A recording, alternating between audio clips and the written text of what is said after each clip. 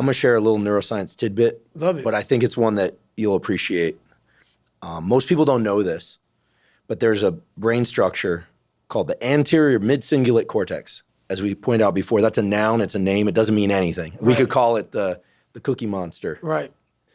But what's interesting about this brain area is there are now a lot of data in humans, not some mouse study, showing that when people do something they don't want to do, like add 3 hours of exercise per day or per week, or when people who are trying to diet and lose weight resist eating something. Right.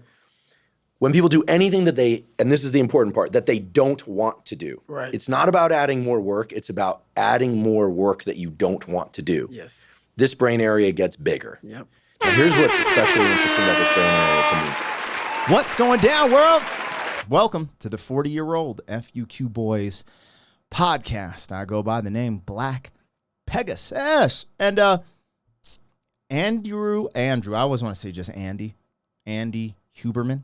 But Andrew Huberman did this very, very dope interview with David Goggins. Now, it's not for the weak-hearted. David Goggins is his own specimen. He's tough. He's a tough man. But you can learn a lot from David Goggins. And this was a clip that I wanted to play and talk about. I'm not a science guy. I'm just a guy who's lived with a lot of experience, right? And I just thought what he was saying in this clip is incredible. And more people maybe need to hear it. Now, they have a huge audience, but I don't know how much of my audience is engaged with this. And I think this will be fun just to have a bit of a conversation and get down to the meat and potatoes of this one. So, hey, if you guys are here with your boy, like, share, comment, subscribe. Let's go. 40-year-old boys are back in town. Boys are back in town. 40-year-old boys are back in town. The boys are back in town.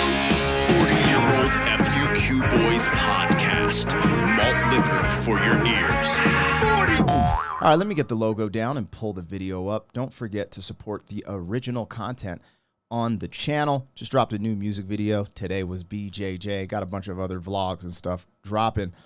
But yeah, man, I wanted to play this clip. I watched this whole interview, but this really stood out to me and got the wheels turning in my mind about a conversation. So I don't know if I'm going to play the whole clip. This is 13 minutes and 13 seconds long. Hello. If that's your number. But this is on Huberman Lab Clips, but Andy Huberman has an excellent channel you should check out as well. Support him. Bro, he's crazy. His channel's just Andrew Huberman. But he's always dealing with science. And you know me, I might not be the most well-read person in the world, working on that, right?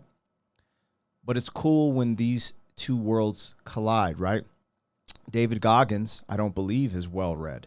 You know, he's lived a rough and tough life and had to break a lot of mental barriers to reach success. And I feel like I identify and gravitate with David Goggins a lot. But when I was able to hear Andrew Huberman speak on some of these parallels that I believe that David Goggins touches on, but from a scientific standpoint, thought it was really cool. Let's get into it. I'm going to share a little neuroscience tidbit. Love it. But I think it's one that you'll appreciate. Most people don't know this, but there's a brain structure called the anterior mid-cingulate cortex. As we pointed out before, that's a noun, it's a name, it doesn't mean anything. Right. We could call it the Cookie Monster. Right. But what's interesting about this brain area is there are now a lot of data in humans, not some mouse study, showing that when people do something they don't want to do, like add 3 hours of exercise per day or per week, or when people who are trying to diet and lose weight resist eating something. Right. When people do anything that they, and this is the important part, that they don't want to do. Right. It's not about adding more work, it's about adding more work that you don't want to do. Yes. This brain area gets bigger. Yep. Now, here's what's especially interesting about this brain area to me. And by the way, I'm only learning this recently because it's new data, but there's a lot of it. The anterior mid-cingulate cortex is smaller in obese people. It gets bigger when they diet. It's larger in athletes. It's especially large or grows larger in people that see themselves as challenged and overcome some challenge. Right. And in people that live a very long time,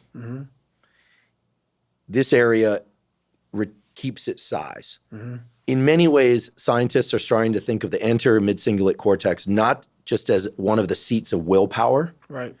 but perhaps actually the seat of the will to live.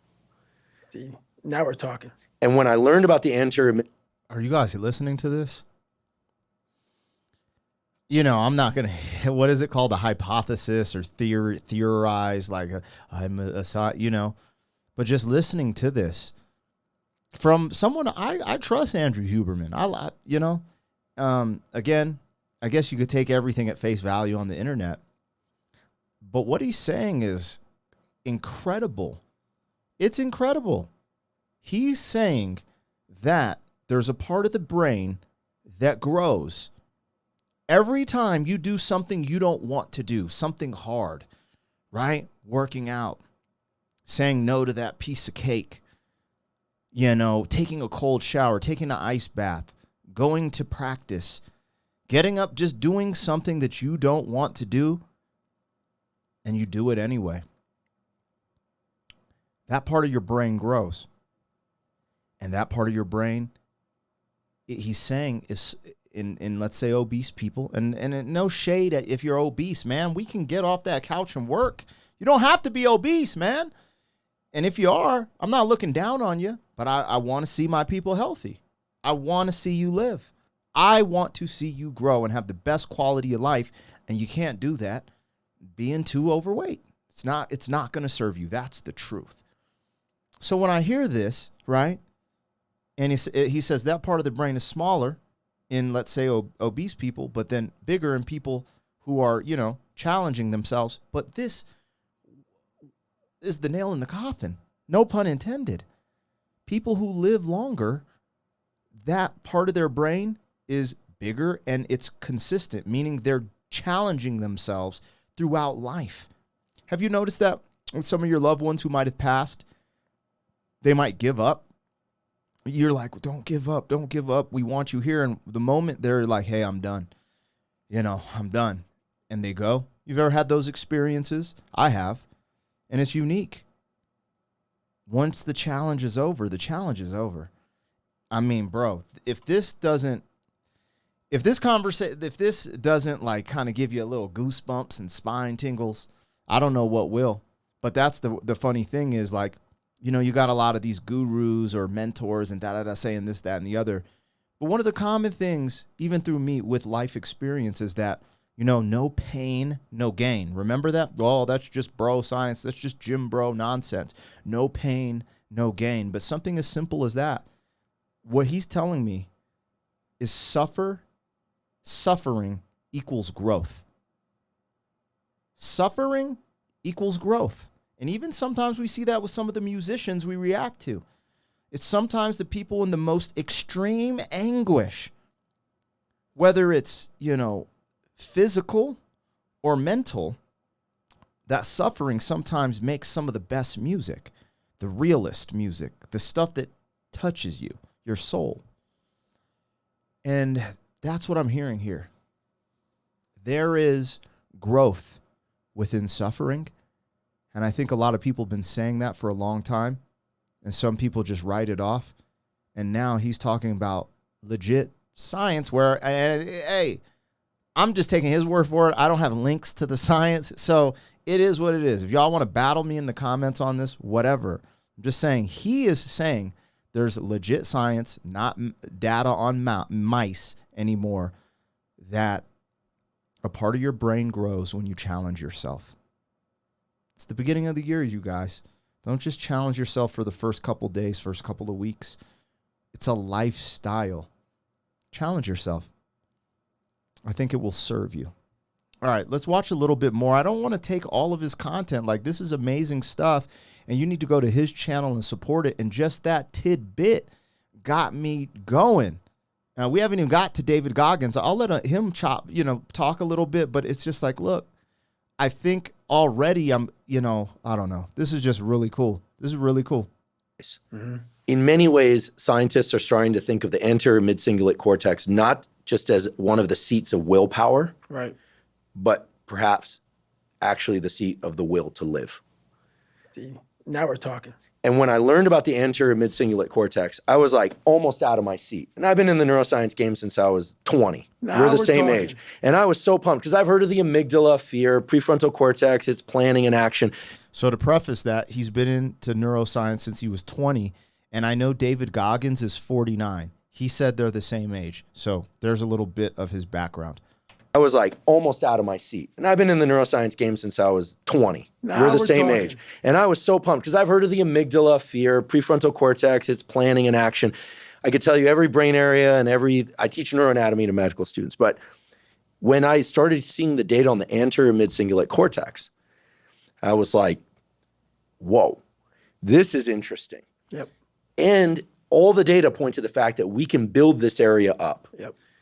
But that as quickly as we build it up, if we don't continue to invest in things that are hard for us, that we don't want to do, that's the part that feels so Goggin-esque Yes, sir. to me, that we don't want to do. Like if you love the ice bath, yeah, I love the ice bath, and you go from 1 minute to 10 minutes, guess what? Your anterior mid-cingulate cortex did not grow. None. But if you hate the cold water, if you're afraid of drowning and you get into water and put your head under, Yep. then your anterior mid and survive, then the anterior mid-cingulate cortex gets bigger. But if you don't do it the next day, or if you do it the next day and you enjoy it, because hey, I did it yesterday, woohoo, happy me, Merry Christmas, as you Right, would say. Merry Christmas. Guess what? The anterior mid-cingulate cortex shrinks again. Yep.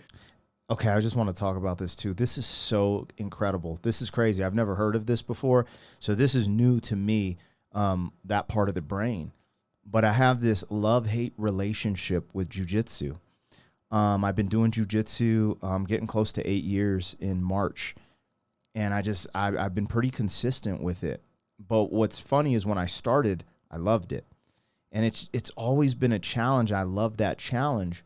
But I got injured right after I got my purple belt. I got injured once, was out for 3 months, and then got injured again. And they're kind of bad injuries. And ever since then, I had this weird PTSD about getting injured. So every time I go to jiu-jitsu, and this is personal, but it's the truth. It's the truth. Every time I go to jiu-jitsu, I'm sincerely scared.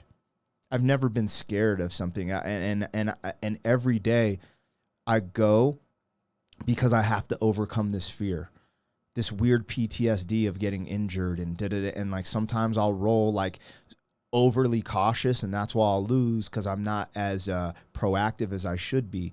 But this is a process that, I don't have a therapist to talk this out. I look in the mirror every day. I'm like, hey, I know that I'm scared of getting injured, but I'm showing up today and I'm going to work hard. And it's funny because I don't want to go to jiu-jitsu because of that. It's weird. It's this weird thing. It's weird. I even hate saying it to you guys because I don't like being vulnerable like that, but it's the truth. And I go, and this is exciting because I'm like, oh, well, at least I'm building something in the process of, going through this. And it's not going to last forever. I know this. I know that this is a period because I've been through this before in life. And I know that I've kind of overcome it in the sense that I go every day and work my butt off.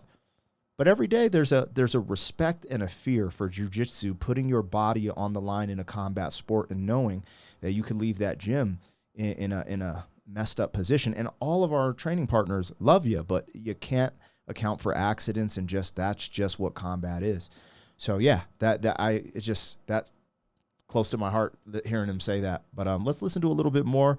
And I just think this is like, I could get on here and talk culture war. There's all these data drops and this, that, and the other, but I've made a choice to talk about specific things on this channel, and we'll see. And stuff like this is really important to me, so I got to get it out. And I like this.